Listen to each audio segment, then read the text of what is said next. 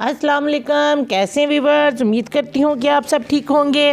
मैं आज आपके लिए करूँगी simple bob hair cut baby girl का। और ये बहुत ही शरारती सी बेबी गर्ल थी, ये हमें बड़ा तंग कर रही थी।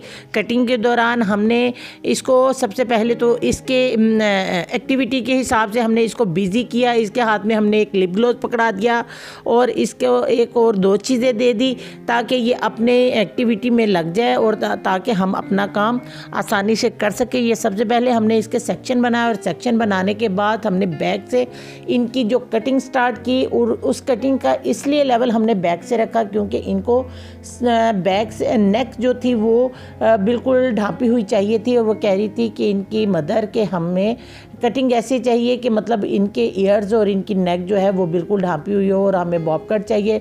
तो बैक से इसलिए स्टार्ट की ताकि हमें एक किस्म के गाइडलाइन मिल जाए और इसी गाइडलाइन के हिसाब से हम आगे फेस की तरफ भी इसी कटिंग को ले आएँ। और ये देखें हमने सेक्शन बनाया और हमारी ये किस्म की गाइडलाइन कंप्लीट होगी। हमने इसको फिंगर में लेके तो सारी पीछे से इक्वल सी कटिंग कर ली थी। ये बेबी गर्ल बहुत तंग कर रही थी हमें, ये हमारे साथ सेटिस्फाइड बिल्कुल भी नहीं थी। कभी इधर को मुंह करती थी, कभी उधर को मुंह करती थी। इसलिए हम इसका काम करते हुए हम तंग भी बड़े हुए, लेकिन हमने इनको इसकी साइकोलॉजी के हिसाब से इसे सेट कर लिया था। ये देखिए हमने पीछे से फिर एक और बारीक सा सेक्शन लिया और उसी सेक्शन के हिसाब से हमने गाइडलाइन के हिसाब से हमने कटिंग की। इसी तरह आपने सारी कटिंग को छोटे छोटे सेक्शन लेते जाना है और कटिंग को करते जाना है ताकि हमारी इक्वल सी एक जैसी कटिंग आए।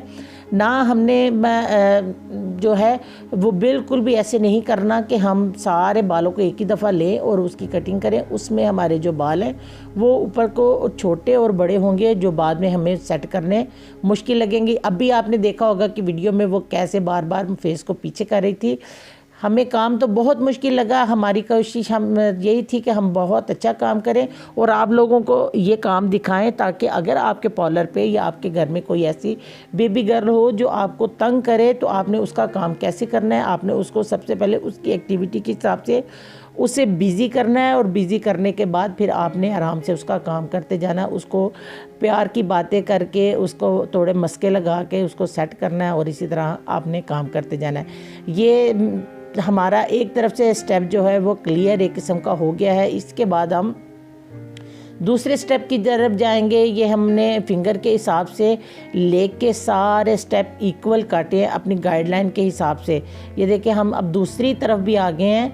तो ये हमारी एक गाइडलाइन पहले से ही क्लियर थी, उसी गाइडलाइन के हिसाब से हमने ये सारी कटिंग जो है वो की है। और ये कटिंग बहुत ही ज़बरदस्त हुई थी और थोड़ी मुश्किल थी करनी क्योंकि वो बार बार अपना फेस हिला रही थी। और लेकिन हमने अपने गाइडलाइन के हिसाब से अपनी फिंगर को ऐसे सेट किया हुआ था कि अगर वो इधर उधर फेस कर भी रही थी तो हमारा जो है वो जो फिंगर का हिसाब था वो ख़राब नहीं हो रहा था। तो ये दिखाने का मकसद सिर्फ यही था कि ताकि आप लोगों को भी काम आ जाए।